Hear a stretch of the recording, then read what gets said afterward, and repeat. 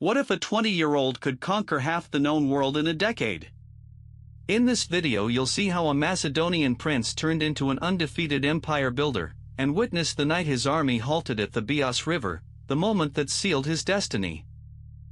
The night sky over the Indus roared with thunder as Alexander's weary soldiers stared at the swollen Bios River, whispering that the gods themselves were turning away from their king. But 3 decades earlier, a boy named Alexander was born in the sun-kissed palace of Pella, his destiny already inked by the gods and his mother Olympia's fierce ambition.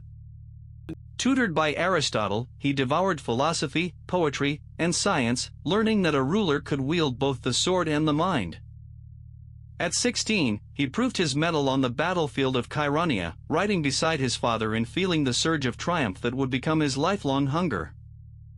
When Philip II was assassinated in 336 BC, the 20-year-old heir seized the throne, quelling rebellions in Thrace and Illyria with ruthless speed.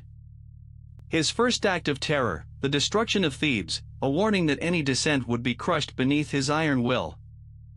With the League of Corinth under his banner, Alexander launched the Pan-Hellenic invasion of Persia in 334 BC, a campaign that would rewrite world maps. At the Battle of Issus, his 40,000 men faced Darius's 100,000, yet Alexander's daring cavalry charge split the Persian line, sealing Darius's fate.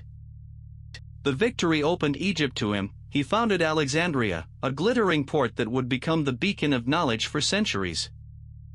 Yet the true turning point came at Gaugamela in 331 BC, where a storm of arrows met a disciplined phalanx, and Darius's empire shattered like glass.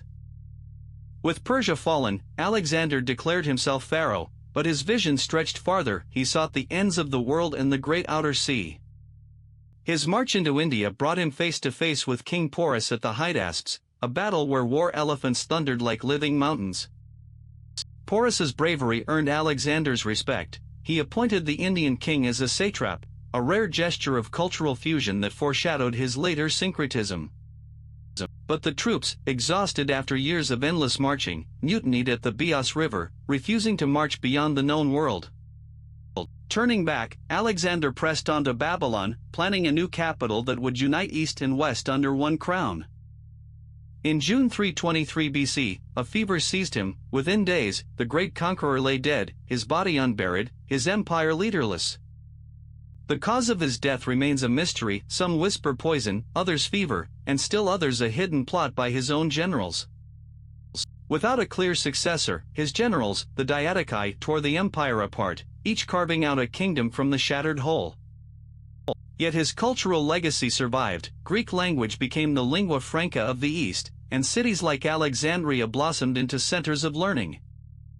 In the Far East, his conquests sparked Greco Buddhism, merging Hellenistic art with Buddhist doctrine, a synthesis that traveled along the Silk Road. Jewish communities absorbed Hellenistic ideas, giving rise to Hellenistic Judaism, a cultural bridge that would later shape early Christianity. What does Alexander's story teach us today? That the spread of ideas can outlive the swords that deliver them, shaping civilizations for millennia. From a boy in Pella to a legend whose cultural fingerprints still mark our world, Alexander's rise and fall remind us that ambition without a clear succession can crumble even the greatest empires. If you were captivated by this saga, hit like, share, and subscribe for more epic histories that echo into our present.